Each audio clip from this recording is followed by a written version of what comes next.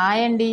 ఈరోజు వీడియోలో నేను మీకు వరలక్ష్మి వ్రతం రోజున అమ్మవారిని ఎంత సింపుల్గా రెడీ చేయొచ్చు అనేది చూపించబోతున్నా. అమ్మవారిని రెడీ చేయడానికి ఒక చీరను తీసుకోవాలి. ఈ చీరని నేను వీడియోలో చూపించిన విధంగా అంటే చీరను రెండు వైపులా ఒక విధంగా సమానంగా మడత పెట్టుకోవాలి.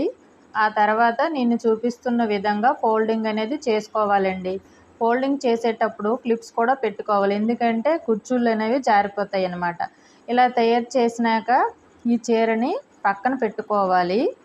ఆ తర్వాత మన ఇంట్లో ఉన్నటువంటి అంటే మనం పూజకి వాడుతాం కదా, పీటలు ఉంటాయి కదా, ఒక పీటను తీసుకోవాలి. దాన్ని ఒక బ్లౌజ్ పీస్తో కప్పివేశాక దానిపైన ఒక స్టీల్ డబ్బా పెట్టి అందులో కొంచెం బియ్యం వేసుకోవాలి. దానిపైన చిన్న రాగి బిందెను పెట్టుకోవాలి. ఆ తర్వాత ఒక చిన్న చెంబును పెట్టి దానిపైన కొబ్బరికాయ పెట్టుకోవాలి, ఎందుకంటే అమ్మవారి ప్రతిమను పెట్టడానికి ఉండాలి కాబట్టి. ఇక నేను రెడీ చేసిన శారీతో అమ్మవారిని రెడీ చేస్తున్నాను చూడండి.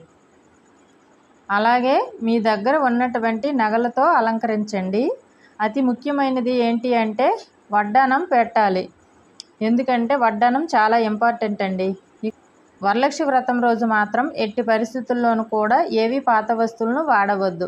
ఒకవేళ వాడాలి అనుకుంటే పసుపు నీళ్ళతో కడిగి వాటిని వాడండి. ఓకేనండి. మా అమ్మవారు రెడీ అయిపోయారు. మీ అందరికీ ఆ అమ్మవారి ఆశీస్సులు మీపై ఉండాలని కోరుకుంటూ మీ సంజు నేతు. ఇక నా వీడియో మీకు నచ్చినట్లయితే లైక్, షేర్, సబ్స్క్రైబ్ చేయండి.